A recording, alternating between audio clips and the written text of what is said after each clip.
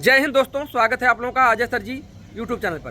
दोस्तों, बहुत से लोगों का प्रश्न आ रहा है कि सर प्राइमरी के सहायक अध्यापक की सैलरी कितनी है, जूनियर के सहायक अध्यापक की सैलरी कितनी है, प्राइमरी के प्रधान अध्यापक की सैलरी कितनी है, टीजीटी टीचर की सैलरी कितनी है और पीजीटी टीचर की सैलरी कितनी है।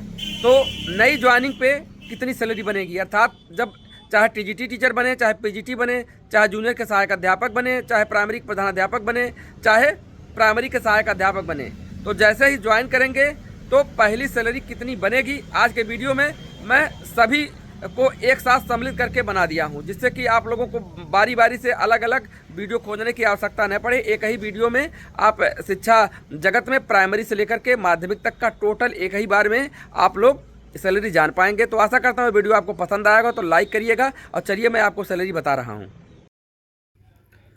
तो दोस्तों, यहाँ आप देख लीजिए, प्राइमरी सहायक अध्यापक, प्राइमरी सहायक अध्यापक का जो लेवल होता है 6 होता है और ग्रेड पे होता है 4200। इनका जो प्रारंभिक बेसिक पे है यह है 35,400 रुपये। और यहाँ डीए देखिए, मैं यहाँ लिखा हूँ 51%। यह संभावित है, एक्सपेक्टेड है। अभी वर्तमान में 46% मिल रहा है, लेकिन आपको बताना चाहता हूँ डीए जो है वह 2 बार बढ़ता है। एक बार जुलाई में बढ़ता है, तो जुलाई से लेकर के दिसंबर तक 46% के आधार पे यह मिला है। अब जनवरी में घोषणा होगी, पहले केंद्र सरकार घोषणा करती है, फिर उसके बाद राज्य सरकार भी उतना घोषणा कर देती है उत्तर प्रदेश में। तो 51% संभावित है, इसलिए मैं 2024 का बता रहा हूँ सैलरी, इसलिए इसको मैंने 51% के आधार पे कैलकुलेट किया है। मैं 46% पे इसलिए नहीं किया क्योंकि ये दिसंबर तक ही है, अब जनवरी से बढ़ जाएगा। ठीक है, तो 51% संभावित है। हो सकता है कि अगर जिस तरह से 3% बढ़ा है, तो अगर 51 न हो 50 ही हो या 52 भी हो जाए, बात समझिए, तो बात अलग है। लेकिन मैं आपको पहले ही बता दे रहा हूँ कि 51% जो संभावित है उस आधार पर मैं कैलकुलेशन कर रहा हूँ। तो जब 51% निकालेंगे तो हो जाएगा 18,054 रुपये। और देखिए, मकान किराया भत्ता, यह ग्रामीण क्षेत्र का भी बता रहा हूँ। 1340 मैं यहाँ दर्शा रहा हूँ, यह ग्रामीण क्षेत्र का है। ठीक है, अगर आपका नगर क्षेत्र है और शहर क्षेत्र है, बात समझिए, तो उसमें अलग अलग हो जाता है, अर्थात इससे प्लस हो जाता है, ज़्यादा बढ़ोतरी हो जाती है अगर शहरी क्षेत्र है। ठीक है, यह केवल ग्रामीण क्षेत्रों में यानी रूरल एरियाज की मैं बता रहा हूँ। तो इनको अगर हम जोड़ते हैं तो टोटल जिसको हम ग्रास सैलरी कहते हैं, ग्रास मंथली सैलरी निकल के आ जाएगी कितना, 54,794 रुपये। ये तो टोटल सैलरी निकल के आ गई। लेकिन आपको बताना चाहता हूँ, इसमें एक छोटा सा डिडक्शन होता है। देखिए, पहले एक जीआईएस का भी डिडक्शन होता था, लेकिन जीआईएस का डिडक्शन अभी बंद कर दिया गया है 2014 के बाद से। तो एनपीएस का जो डिडक्शन केवल होगा, एनपीएस क्या है आपको पता है कि 2005 से लागू हो गया है। पुरानी पेंशन योजना ख़त्म करके नई पेंशन योजना, अर्थात इसमें बेसिक पे और डीए को जोड़ करके उसका 10% गवर्नमेंट काट लेती है आपके सैलरी से, और वही एनपीएस खाते में आपके जमा कर देती है। और 14% अलग से अंशदान गवर्नमेंट भी देती है। यह पैसा जमा होता है जब रिटायर्ड होते हैं अध्यापक, तो 60% नगद भुगतान और 40% जो धनराशि रोक करके उसका पेंशन बना जाता है। उस आधार पे यहाँ देखिए एनपीएस डिडक्शन होगा कितना, 5,345 रुपये। अब देखिए, अब यहाँ से इन हैंड सैलरी निकल के आएगी कि कितना मिलेगा। तो मिलेगा प्राइमरी शिक्षकों को कितना मिलेगा, 49,449 रुपये। यह पर मंथ क्या होगा, उनको मिलेगा कट करके, एनपीएस कट करके मिलेगा।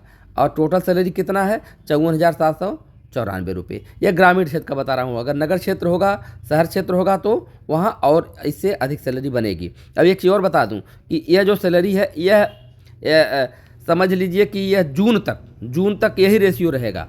जून के बाद पुनः जुलाई में जब डीए बढ़ेगा तो सैलरी भी बढ़ जाएगी, अर्थात ये भी प्लस हो जाएगा, और ये एनपीएस में जो पैसा जा रहा है ये भी प्लस हो जाएगा। सब कुछ प्लस हो जाता है। अर्थात एक बार जब सैलरी का वीडियो बनाया जाता है तो 6 महीने तक ही वह रहता है। 6 महीने के बाद पुनः वह चेंज हो जाता है, इसलिए बार बार आप लोगों को अवगत कराना पड़ता है। इसके बाद आप यहाँ देख लीजिए, यहाँ देखिए, अब आ जाइए प्राइमरी प्रधान अध्यापक। अब देख लीजिए, चाहे प्राइमरी का प्रधान अध्यापक हो, चाहे जूनियर स्कूल का सहायक अध्यापक हो, चाहे टीजीटी टीचर हो, बात समझिए, सबकी सैलरी यह इक्वल होती है। तो यहाँ ध्यान समझिएगा, इसलिए मैं देखिए एक ही बता रहा हूँ, प्राइमरी प्रधानाध्यापक, जूनियर का सहायक अध्यापक और टीजीटी टीचर, इनका जो लेवल होता है 7 और ग्रेड पे होता है 4600। इनका जो बेसिक पे कितना है 44,900 है। और यहाँ भी डीए मैंने 51% एक्सपेक्टेड कर दिया, जो कि आशा है कि 51% के आधार मिलेगा, तो यह 22,899 रुपये हो गया। ठीक है। इसके बाद देखिए मकान किराया भत्ता या चारे 1840 रुपये ग्रामीण क्षेत्रों का ही मैं बता रहा हूँ।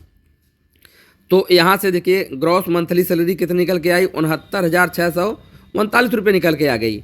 ठीक है। और इनका भी एनपीएस कटेगा। एनपीएस कितना कट जाएगा इसमें से 6,780 रुपये एनपीएस कट जाएगा। तो इनको इन हैंड सैलरी कितना मिलेगी 62,859 रुपये इन हैंड सैलरी मिलेगी।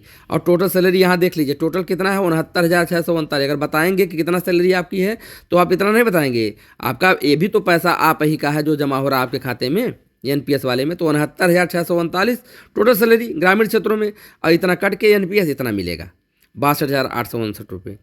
अब इसके बाद आप आ जाइए यहाँ तीसरा वाला देखिए।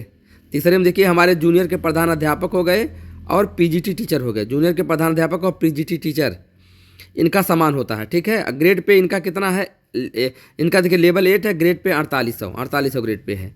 तो इनका बेसिक पे देख लीजिए, बेसिक पे इनका है 47,600 और डीए कितना है 51% के आधार पे देखिए एक्सपेक्टेड है, जो कि 24,276 रुपये बन गया।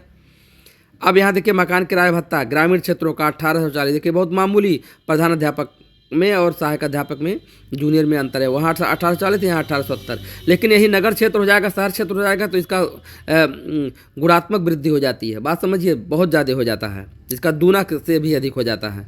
इसलिए यहाँ का ग्रामीण क्षेत्र बता रहा हूँ, ग्रामीण में कम मिलता है।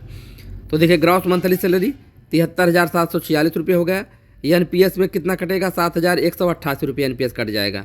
और इनको देखिए इन हैंड सैलरी कितना मिलेगी 66,558 रुपया मिलेगा। टोटल कितना है 73,746 और मिला कितना 66,558। तो आशा करता हूँ कि ये छोटा सा वीडियो आपको पसंद आया होगा, तो लाइक करिएगा। अगर चैनल पर नए हैं तो चैनल को सब्सक्राइब अवश्य कर लीजिएगा। धन्यवाद।